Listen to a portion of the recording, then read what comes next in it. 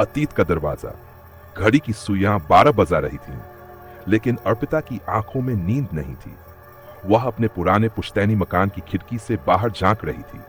ये घर जो वर्षों से वीरान पड़ा था, उसके बचपन की यादों से भरा था। वह 10 साल बाद यहां लौटी थी, अपने पिता की मृत्यु के बाद। कमरे की दीवारों पर लगी धूल, बंद खिड़कियां और फर्श पर बिखरी चीजें इस बात की गवाह थीं कि यहां वर्षों से कोई नहीं आया।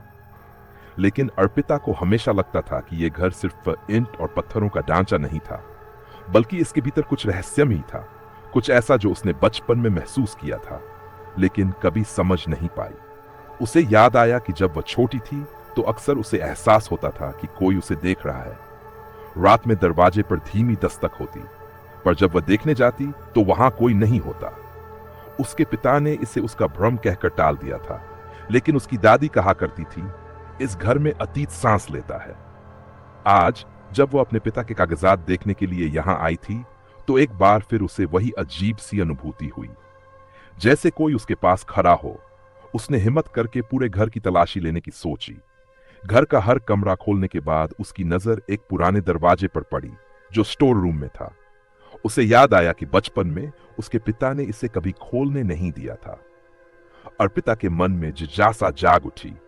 उसने हिलाकर देखा, लेकिन दरवाजा अंदर से बंद था। वह स्टोर रूम की अलमारी लगी और एक पुराने संदूक में उसे एक चाबी मिली। धड़कते दिल से उसने चाबी ताले में डाली। दरवाजा चरमराते हुए खुला और उसके सामने एक अंधेरा कमरा था। अंदर घुसते ही उसे घुटन महसूस हुई, जैसे कमरे में हवा ठहरी हुई हो। कमरे के बीचों बीच एक लकड़ी की कुर्सी पड़ी थी और दीवारों पर कुछ पुराने धूल भरे फ्रेम टंगे थे। उनमें से एक तस्वीर ने अर्पिता का ध्यान खींचा। उसमें एक महिला थी जिसकी आंखें अजीब तरह से चमक रही थीं।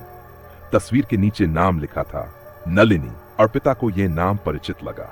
उसने ध्यान से याद किया और अचानक उसके दिमाग में बचपन की बातें घूम गई।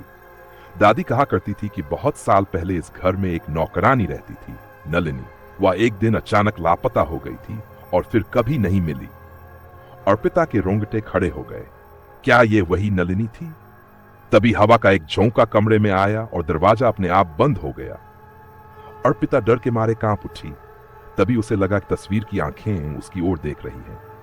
उसके पांव पीछे हटने लगे, लेकिन तभी उसे एक हल्की सी आवाज सुनाई दी, जैसे कोई फुसफुसा रहा हो, अर्पिता। उसका दिल जोर से धड़कने लगा।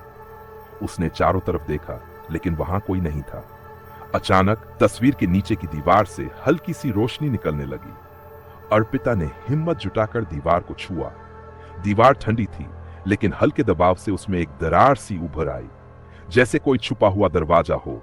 उसने और जोर से धक्का दिया और दीवार के पीछे एक छोटा सा कमरा नजर आया। वहां धूल से ढकी एक लकड़ी की अलमारी थी। अर्पिता ने उसे खोला तो अंदर कुछ कागजात और एक पुराना पेंडेंट रखा था। कागजात पीले पड़ चुके थे, लेकिन उन पर लिखा नाम साफ था, नलिनी दास। अर्पिता ने कांपते हाथों से कागज पढ़ना शुरू किया।